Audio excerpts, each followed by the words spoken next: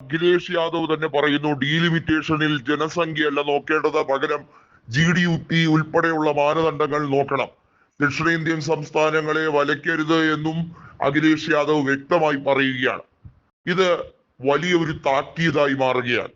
നോക്കൂ, ഉത്തരേന്ത്യൻ സംസ്ഥാനങ്ങളിൽ പ്രമുഖമായിട്ടുള്ള UP-യിൽ നിന്ന് തന്നെയുള്ള നേതാവ്, ഏറ്റവും കൂടുതൽ ലോക്സഭാ സീറ്റുകൾ നേടിയ അഖിലേഷ് യാദവിന്റെ പാർട്ടി കൃത്യമായി പറയുകയാണ്, തമിഴ്നാടും ആന്ധ്രയും ഒക്കെ മറ്റ് ഇന്ത്യൻ സംസ്ഥാനങ്ങളെ പോലെ തുല്യ പ്രാതിനിധ്യം കൊടുത്തുകൊണ്ട് അവരുടെ GDP അനുപാതത്തിൽ, അതായത് കഴിഞ്ഞ നാളുകളിൽ ഭരണഘടനയിൽ എത്ര സീറ്റുകളായിരുന്നു ഓരോ സംസ്ഥാനങ്ങൾക്ക് ഉണ്ടായിരുന്നത്, അതിന്റെ അനുപാതം തന്നെയായിരിക്കണം തമിഴ്നാടിനും കർണാടകയ്ക്കും തെലങ്കാനയ്ക്കും കേരളത്തിനുമൊക്കെ നൽകേണ്ടതെന്ന് അഖിലേഷ് യാദവ് പറഞ്ഞു കളയുമെന്ന് ഒരു BJP നേതാവും വിചാരിച്ചു കാണില്ല.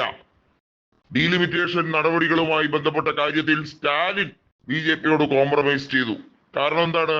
സ്റ്റാലിന്റെ പാർട്ടിയുമായി കോൺഗ്രസ് സഖ്യം ഉപേക്ഷിച്ചത് മുതൽ സ്റ്റാലിൻ സംഘപരിവാറുമായി അടുത്തുകൊണ്ടിരിക്കുകയാണ്. ഇതിൽ നിന്ന് ഒരു കാര്യം വളരെ വ്യക്തമാണ്. എന്താണ്?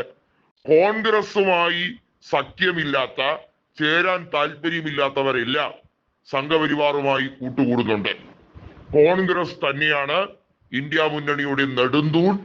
കോൺഗ്രസിന്റെ ഈറ്റില്ലത്തിൽ നിന്നുകൊണ്ട് തന്നെയാണ് മറ്റുള്ള പ്രാദേശിക പാർട്ടികൾ ആള് കളിക്കുന്നത്.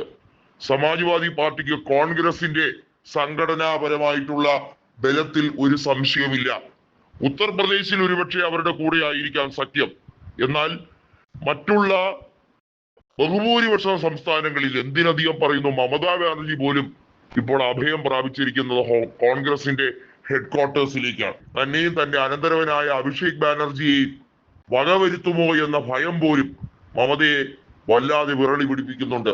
അവർ പോലും ഇപ്പോൾ കോൺഗ്രസിലാണ് ആശ്രയിച്ചിരിക്കുന്നത്. അവരാണ് ഏക അത്താണി.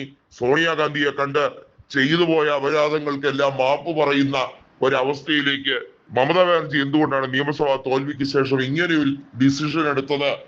വളരെ വ്യക്തമാണ്. വരും ദിവസങ്ങളിൽ കോൺഗ്രസിന് കൂടുതൽ കരുത്ത് പകരുന്നതാണ് അഖിലേഷ് യാദവിന്റെ ഡീലിമിറ്റേഷൻ നടപടികളുമായി ബന്ധപ്പെട്ട വാർത്തകൾ. അഖിലേഷ് യാദവും കോൺഗ്രസിന്റെ നേതാക്കളും തമ്മിൽ ഉത്തർപ്രദേശിൽ പല രീതിയിലുള്ള അഭിപ്രായ വ്യത്യാസങ്ങളും കാണും. പക്ഷേ അതൊന്നും സഖ്യത്തിനെയോ ദേശീയ രാഷ്ട്രീയത്തിൽ അവർ ഉയർത്തിപ്പിടിക്കുന്ന മുദ്രാവാക്യത്തെയോ ഒരു രീതിയിലും ബാധിക്കുന്നില്ല എന്ന് വീണ്ടും ഉറപ്പുവരുത്തുകയാണ് ജോലി.